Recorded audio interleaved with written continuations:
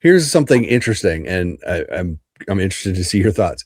There's a YouTube critic that follow on X, and I will name drop at this point. Lee McCoy, who posted yesterday his top 15 films of the year. And it includes films such as Send Help, Ready or Not 2, Hoppers, 28 Years, Bone Temple, Hail Mary. Number one on his list is The Mummy.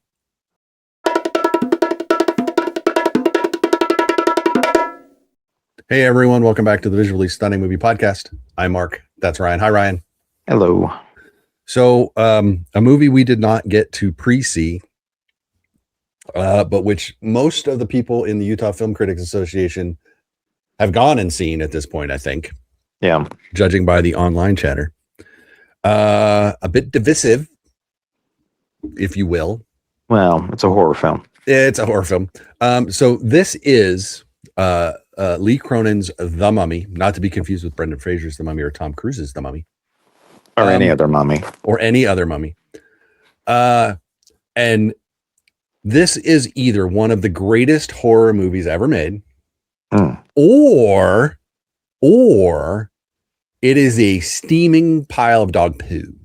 No, okay. It's now, either or. Okay. It is apparently on chatter and even in UFCA.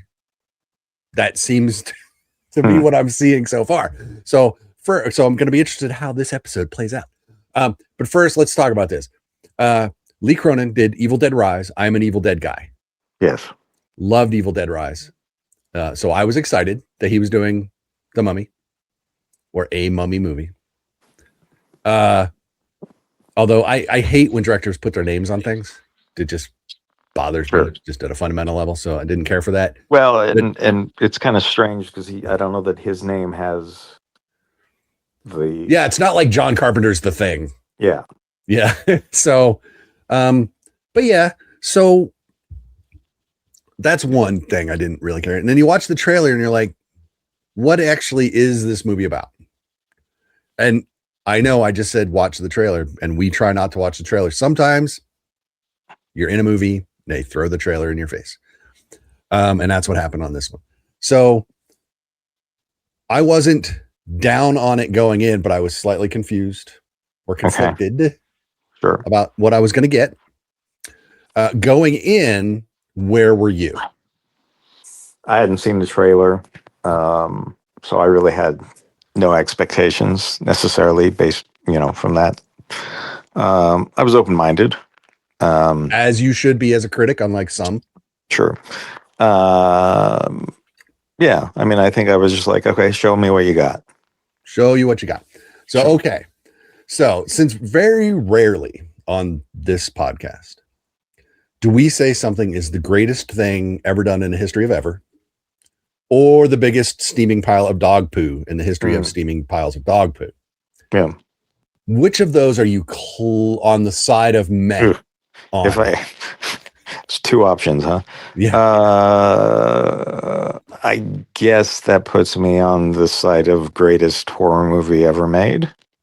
That's not saying it's the greatest horror movie ever made. No. That just puts you on that side of meh. Yes. Okay. Of those two sides, yes. Of those two sides. And I am on the same side. People complained about the runtime. It is 2 hours and 14 minutes. Yeah, I was going to say like 15, yeah. It is too long. Yes. Okay, we agree on that. I want to take 15 minutes off. I just want to take 15 minthere off. Well, just tighten it up a little bit. And I would say I want to. There are a few little things along the way that I would want to add, but they're very like 30-second sort of shots. Sure. Okay, no, that's fair. You know, both ways, sir. I would. Dirty, it's not. But I would. Yes, I think it needs to be shorter. But I think there are certain shots and things that elements of the story that I need to elevate it. Okay. Let's talk about general. Okay, so here's your synopsis, people. Young daughter of a journalist disappears into the desert without a trace. Desert in Correct. Cairo. Having been there, the desert is literally right there. 8 years later, the family is back in the United States, and they are told that their daughter Katie has been found. But Katie was found in a sarcophagus that crashed or that was recovered from a plane crash, and she is not the same.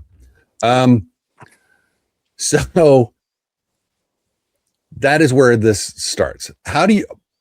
We like to talk about monster design too, and showing us monsters early, and stuff like that. And in this case, we don't have a choice but to see the quote unquote monster because it's Katie. Sure. Yeah. Creepy. Well, there's an earlier reveal, sort of. Sort of. But that is not her. Pre-Katie. But she's creepy. The makeup. Sure. Creepy. The one thing I said is that this film clearly, he was changed by Evil Dead Rise. Lee Cronin was. There's a lot of Evil Dead in here. In terms of plot, mythology, but also in the way it looks. Yeah, the visual, some of the gags, literally. And it's more the contemporary Evil Dead than the original Evil Dead. Although there are nods to that, as obviously in the contemporary Evil Dead. Yeah. But no, I think this is maybe to a fault very much like Evil Dead Rise. Yeah. How did you feel? Some people complained about the world building, the mythology. I like the mythology, but I think I'm going to guess that might be one of the things that you wanted a little more of. Yeah, there are certain things that I think it's a film that in the end you leave going, okay, but I have all these questions. Yeah, right. And a lot of these questions that I have probably would have made this they're not things that would have been hard to address. Right. Or there's elements of the world building that we get little tiny pieces of, that you go, okay, but because sometimes hinting at a larger world is a good thing, and it only enriches the film. Right. But if I think this is a film where you go, okay, but this doesn't make sense, or explain to me this, right? Or this was a film that had a lot of that. Yeah, and none of it broke the film for me, but it was lessened noticeable. Yeah, it lessened it for me. There were just certain things. It's like, okay, well, that's sort of interesting, and you set it up to be even more interesting, but you never actually paid off on a lot of these things. Right. The one thing he does pay off on is the gore. Yeah, I thought there's no breaks. No, but I thought it would be more. It's not nonstop. No, it comes in bursts. So But once he sets up a thing, sure, yeah, it's foot down, no breaks. Yeah, but then once you get through that, you're fine for a while and you can coast. Yeah, so it's like he never pulls away. Because like there's a funeral. I won't go any farther than that, but the funeral scene, with the little sister. At the end of that, when she goes over to her parents and smiles. Yeah. I don't know who's going to do that. I mean, that's just that little extra poke at the audience. You go, and if you thought that was bad. Yeah. Well, yeah. There's, and also, I mean, that particular little girl says some things that you're like, ugh. Yeah. I don't know that I would want that coming out of a child's mouth. I don't know that I would write that to come out of a child's mouth. Although it's clearly kind of the Exorcist sort of thing where this child says something offensive. Yep. We've come a long way from Kick-Ass when Grace Moretz got to say that word. Yeah. So, but no, I like it. I really enjoyed it. It's a solid entry into horror. It's almost body horror. Yeah, But it is absolutely. more supernatural horror. It's both. I mean, when you have demonic possession, usually that incorporates some body horror elements. So And this has a lot. There's yes. This isn't just, oh, look, her face is a little whacked, and there's nails and a little bit of skin. It's like, this is more than that. It's who played older Katie? Natalie Grace played Natalie Grace, yeah. I don't know what else she's been in, but man, she yeah. I think this is their first big movie. I think she's had supporting roles and things. Well, minor roles and things. But some shorts and some TV. Yeah, but no, she's great as 8 years later, Katie. A lot of barking and growling. There's a lot of growling and barking. Yes, quite. Jack Rayner is the dad. Last seen by me in the Peripheral, which was a series on Amazon Prime with, ironically, the aforementioned Chloe Grace Moretz, that I actually really liked. Mm-hmm. And of course, it was canceled. So at least I believe it was canceled, which is sad. Oh, he's in Power Ballad, which is coming, which apparently some of our fellow critics really like. So I'll have to see if that's any good or not. So, also in Flora and Son, which is also a good movie. It's on Apple Plus, Apple TV. Yeah. Apple TV. So no, it's good. But the cast is good. I think the effects are great. I'll give it if you want to know, I'll give it a 7.5. It's a B. If you want a letter. There are people out there giving it a D-. Yeah, and I wouldn't go there. I don't think it's there. I would certainly give it a passing grade. But I do think that part A, it's very similar to what he's already done. Yeah.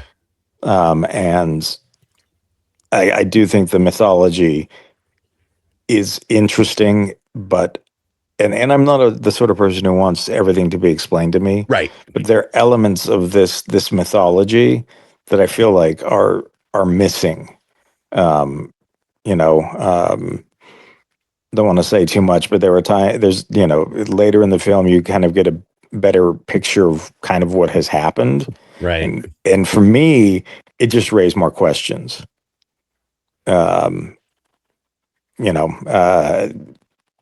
just literally have a ton of questions, and like I want to sit down and interview certain characters to be like, okay, wait a minute. Yeah. Your motivation is what? And why this and not this? Or, so there are things that I think that you could have tweaked in the film to make it much stronger. Yep. And I think that people are probably reacting to some of these things. They're overreacting. Yes. But the problem is they are there and the issues are there. And so if you go in looking for issues, you're going to find them. Like if you go in and you're like, okay, I'm not really into horror, or I am into horror, but only if it does X, Y, and Z, and then you're going to find plenty of things that you could nitpick on and probably obsess over, really, if you wanted to. So I think if you go in and you're like, okay, this is a horror film, it's really just here to kind of not necessarily even scare me, but I think this is a little more of the creepy gross out factor. Right. Because I don't know that it's the mythology isn't strong enough to be scary, would be my comment. No, the execution is, or the results of the mythology are where the horror is. And here's, some people are going to say, well, if it does anything at all, and I think they're projecting it to make like $13 million this weekend. Some such nonsense. I don't know. We know how projections work. for I don't know what the budget was. All I know is that some people that are out there on this is the greatest thing in the history of ever Yeah. are going to say I want a sequel. There is literally no point No. to a sequel. No, I mean, and we say that a lot of times. Well, and then they'll find a weird way to make a sequel. But literally in this one, it's such a one and done kind of thing. All they really would be doing is remaking this movie. Well, or making up for the stuff that they are criticized for this one. Yeah. If that makes sense. Like you could go, like I could go in and be like, okay, well, let's explore the stuff you didn't explore, because actually in a lot of ways that's the part of the film that interests me. It's the part of the film that may be different.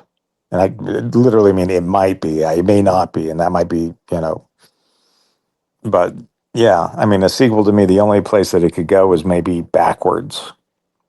Yeah, and that's not good. So look, here's something interesting, and I'm interested to see your thoughts. There's a YouTube critic that follow on X, and I will name drop at this point. Lee McCoy, who posted yesterday his top 15 films of the year. And it includes films such as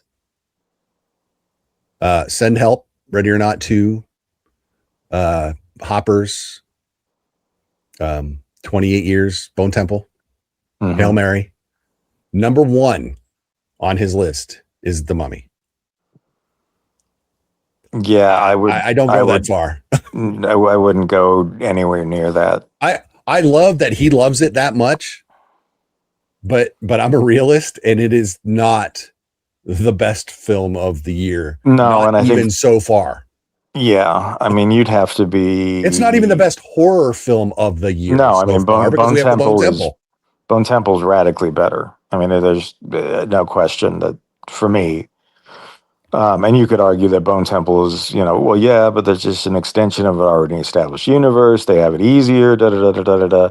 Yeah, but then I would say, but they are exploring. Better. Well, they're exploring different elements of that universe, and that universe, the foundation that is working from is so much better than the foundation that The Mummy is working from. Yeah, and let me be clear. I am not deriding his choice. No, at all. I am not saying he's full of crap. No. I like a lot of the stuff he said. I like a lot of his posts. That's fine. Yeah. But there's a critic out there that has this as the best film of the year, and it's like that's what I'm saying. It seems like there's two camps generally. Yeah, and it's like 48% bestest thing ever, 48% worstest thing ever, and then the little tiny sliver in the middle.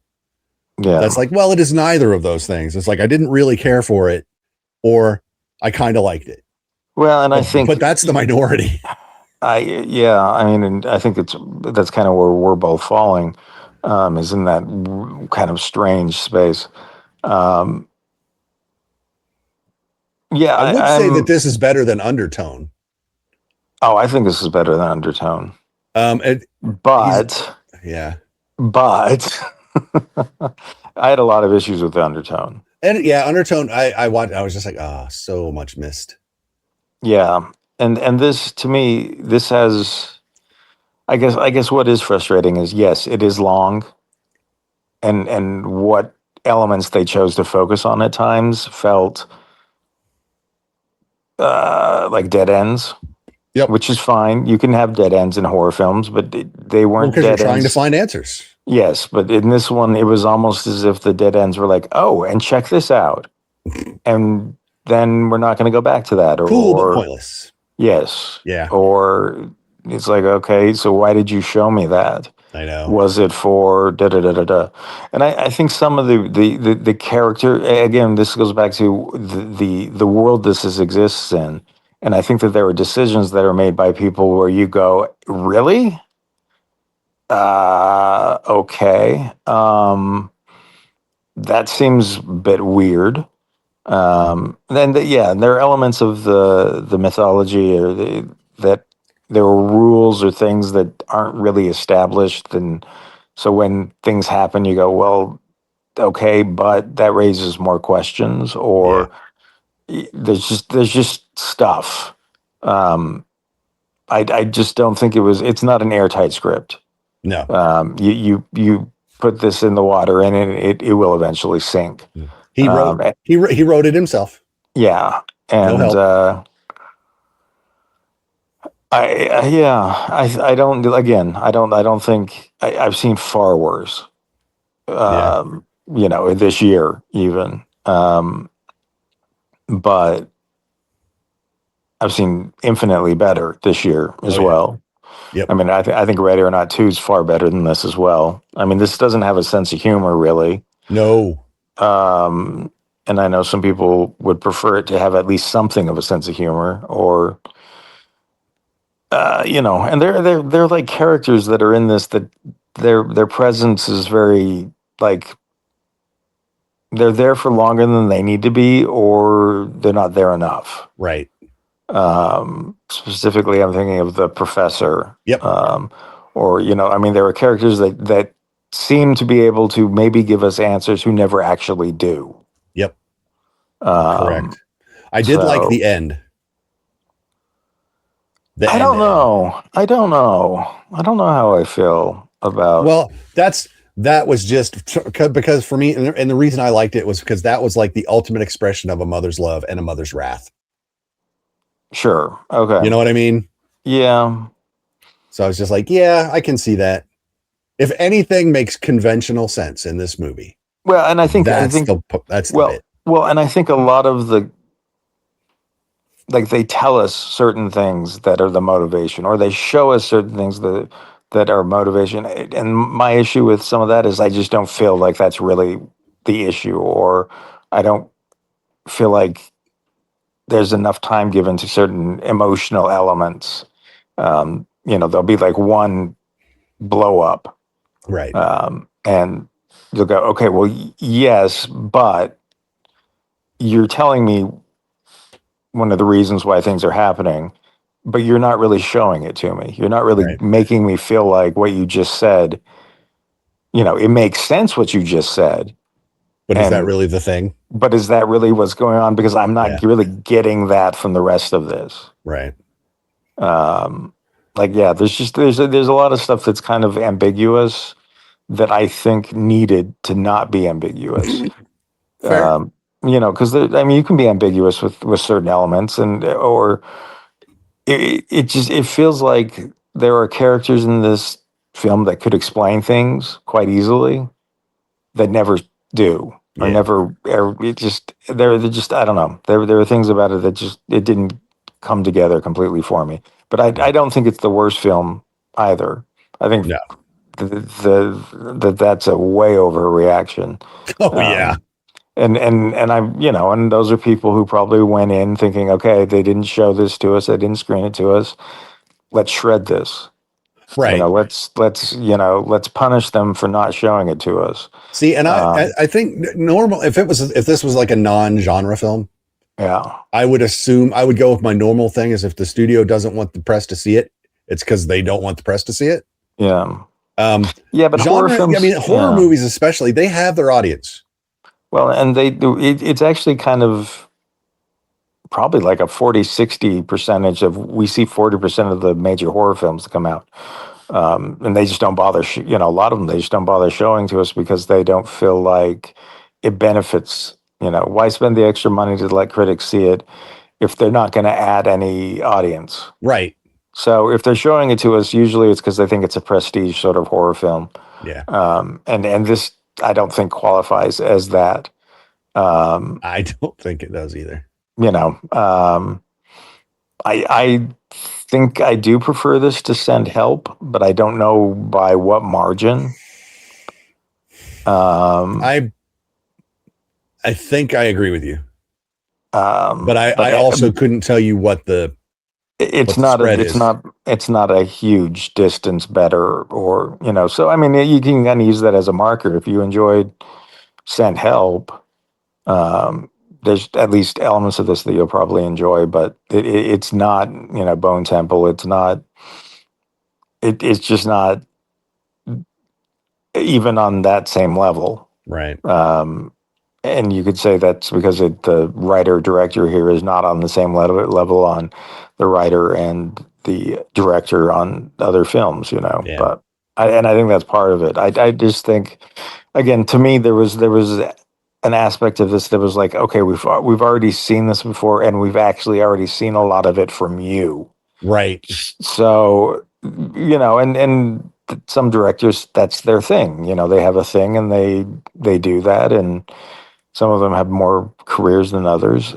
But is this his thing?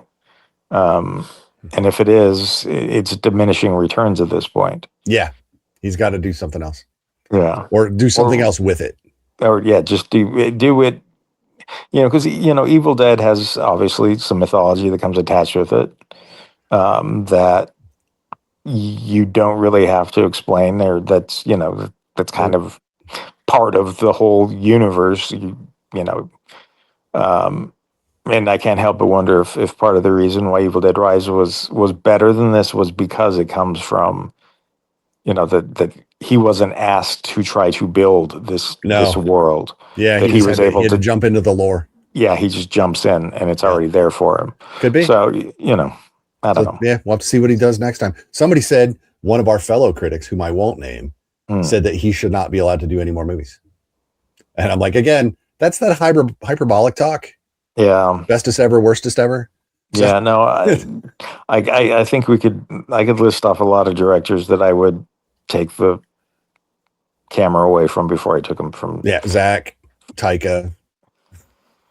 Yeah, that's well, and with those there's like, yeah, there's different. I mean, with Zach, it's like, okay, we get it. You're a nice guy. You make these films that are overbloated and need more character and story, or in some of those, their directors is like, well, you were good X amount of times and you've been terrible X amount of times. Yeah. So pick your lane. I don't know, but no, I mean, I don't think this film's as bad as some people are saying, and I also don't think it's the bestest ever. No, it's fine. It's fine. Yeah, no, I said it was solid. It's fine. Yeah. So but there you go. It's fine, but I leave with tons of questions. Yeah. So Lee Cronin's The Mummy. Yeah. Not the bestest thing ever, not the worstest thing ever. No. If you liked his work in Evil Dead Rise, you'll probably like this. Although this, I feel like this is darker because the protagonist actually is a child. Yeah, there's that element instead of the victim, which is, but it's like watching Orphan. But it's like, it's also kind of strange because you also feel somewhat disconnected from the child, because you connect with the child as a youngster, as the 8-year-old or whatever, but you're never really given the same opportunity to connect with 8 years later version. Well, it's because we're the family. Yeah. At 8 years is gone. Yeah. So it's, that's the thing. So there you go. Lee Cronin's The Mummy in theaters now. If you do not like gore, don't go see this. If you're okay with that, then yeah, you probably enjoy it. That's good. If you liked his work in Evil Dead Rise, should be okay. But this is not a quote unquote mummy movie. No, it's a completely different. In that there's regard. wrappings. There is yes, there is a mummy in the film, but it is not. Yeah. Yep. So there you go. So this week coming up, we have 2 screenings. Yes. Are you planning on making them both? Yes. Okay. So, and I might even be looking forward to one of the 2. The first one? No. Oh, really? I don't know. I don't know if I'm looking forward to either one. So there's your surprise. There's your tease for next time. So we will be talking about those, and we also have to go back because the film is not out yet. The Sheep Detectives. Yes, we can talk about that soon. We can talk about that because that comes out on Mother's Day or for Mother's Day weekend. So it's coming. So we're going to have 3 movies we'll be talking about later. That'll be 3 more shows for you. And oh yes. And then in a couple weeks, we get The Devil Wears Prada 2. Yeah. And then we get I can tell you how much I'm looking forward to that. Oh, come on. No, not really. Yeah. That is a date night for my wife. there you go. I don't know how much she's looking forward to it. Truth be told, and she loves the Devil Wears Prada. So we'll see. She's going to be my ultimate judge. All right. So for the quote unquote audience for the film, we'll see how it goes. So there you go. Don't forget to like us, follow us on social media. Go to the website vsmoviepodcast.com and get links to the stuff we write and whatnot. If you're on YouTube, click subscribe. That would be great. Memorial Day weekend. I just dropped a video on this to apologize. Memorial Day weekend, I will be in Houston for Comic Palooza. Be doing podcasts from the floor. At the very least, I'll be talking about Mandalorian and Grogu, because I'll be seeing that before we go down there, and it opens that weekend. Yeah. Got a panel or two maybe doing. We'll see if they take those. Those might be fun. But yeah, we got stuff coming up. Make sure you follow us so you know what we're doing, and let us know how we're doing. Till we talk again, be good, stay safe, go see a good movie in theaters, because they are still there and more are coming. I am Mark. That is Ryan. Bye, Ryan. Yeah, folks. And we will talk to y'all later. Bye-bye.